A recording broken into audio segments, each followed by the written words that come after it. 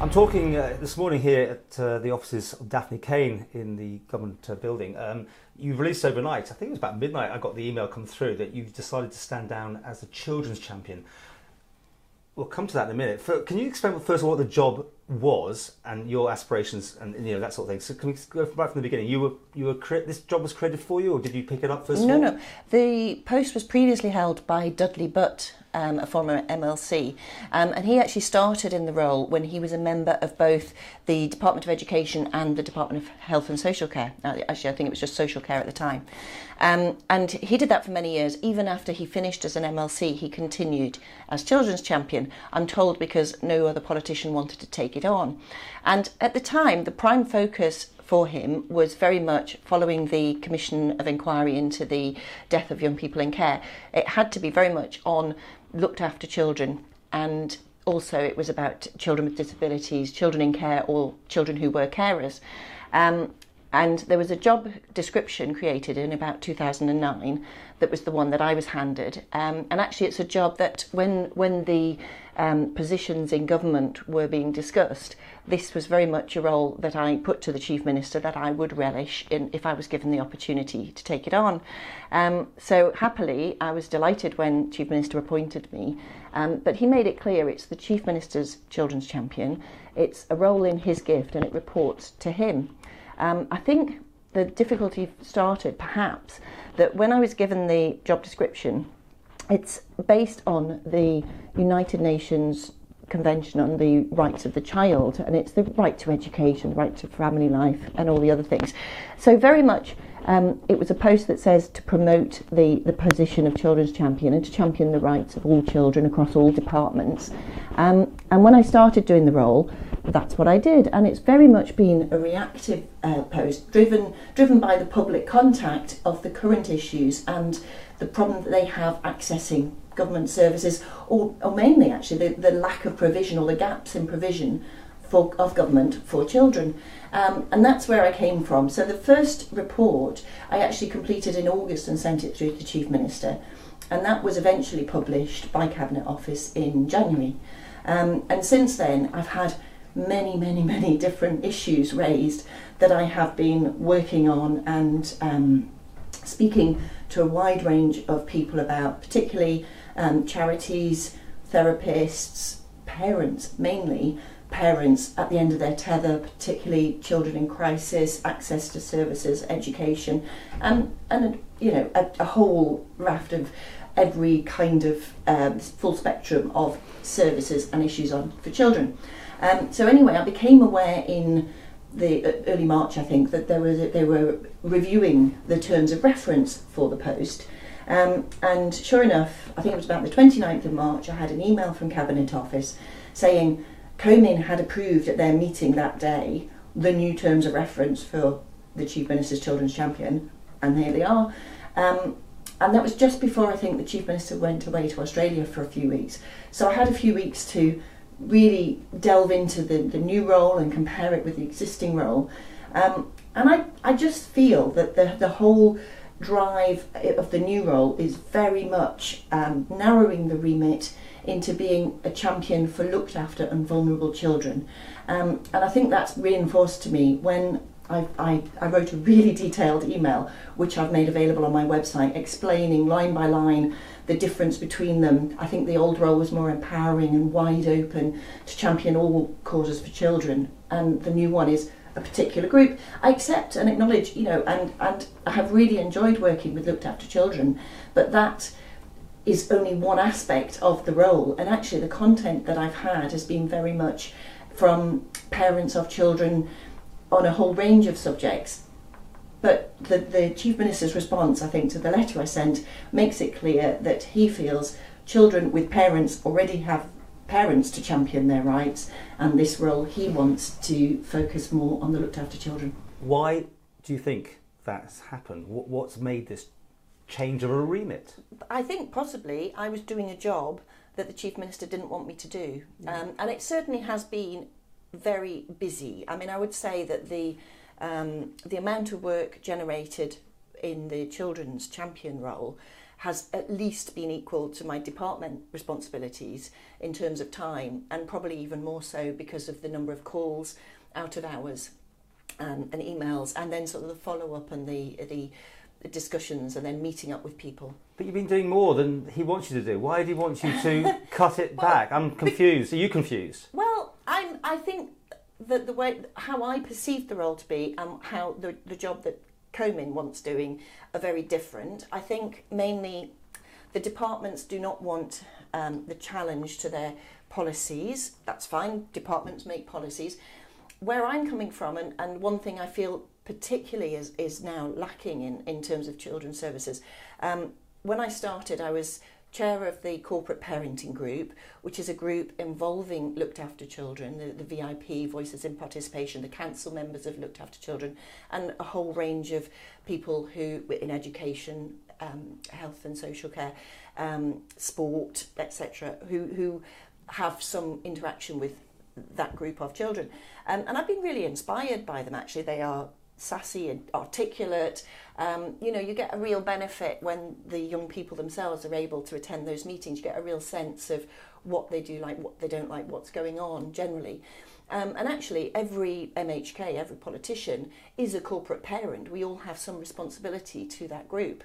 But they also have a children's rights champion, which is a paid appointment within the Department of Health and Social Care. So I made the point to the Chief Minister, perhaps it could be perceived that looked after children have two champions, whereas the rest of the children on the Isle of Man have no one. And the point which is a true assessment, that actually it's an impossible job for one person to try to champion the rights and into the services of all children on the island. But maybe the fact that it's so busy could mean that a review might go a different way. For instance, Jersey has a children's commissioner, and I've been following closely on social media and Twitter the survey she's done and the issues that have come forward as the primary ones. They could equally go for the Isle of Man. So should we have a children's commissioner? But that obviously would have financial implications. Well, they moved into that because of all the child abuse situation down there, didn't they? But actually it's a children's commissioner role. Now, the other committee that I sat on to start with was the Children's Services Partnership. Now, that was a partnership across police, education, home affairs policy, third sector, I think Crossroads were there, and a couple of politicians. And we sat on that as part of Children's Services Partnership. That was a committee that came out of our own inquiry into the deaths of young people in care. And it was to look at all services across the Isle of Man. That committee was disbanded just before Christmas, and my worry is that nothing has taken its place. So I said, that was something I was considering, putting my own informal children's services partnership together of people who could have input formally to say where the lack of provision is. Now, people watching this will think we get into the crux of the matter is that you're doing too much. You deal with things that they don't want you, and say they, being Comin or wherever it may be. So it sounds like one big conspiracy here, that the things that they don't want you to do, basically, and you want to do. Do you agree that this is where it sounds like it's coming from? I think, obviously, there was a level of antagonism, dissatisfaction with the first report I submitted.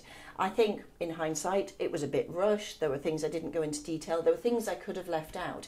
Now, the list of issues that I've identified that were in my notes for this year, which I've put on social media as part of my statement, they are the ones that I've identified that are coming out, and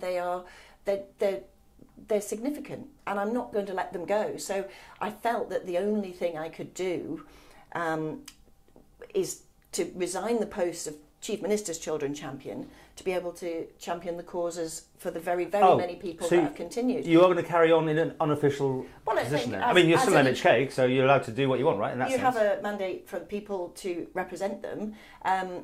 Some of the people who've contacted me are within my constituency. Probably the majority are not, but the issues that have been raised affect all children. Have you been stifled? Have you been gagged? You weren't playing the game. Come on. Well, that's not the way it's come out. The way your hearse says everything there. There's frustration. You have to ask the Chief Minister. I will. Think there's frustration, right? There is a.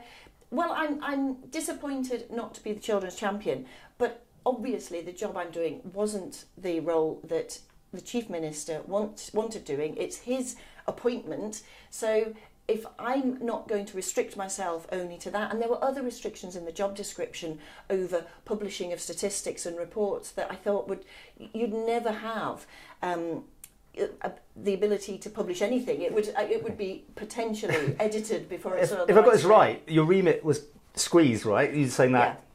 And you had no reason... Did you ever find out why they squeezed that then? To narrow down your remit seems very strange to me. They felt that was the original intention of the role. That's my interpretation of it.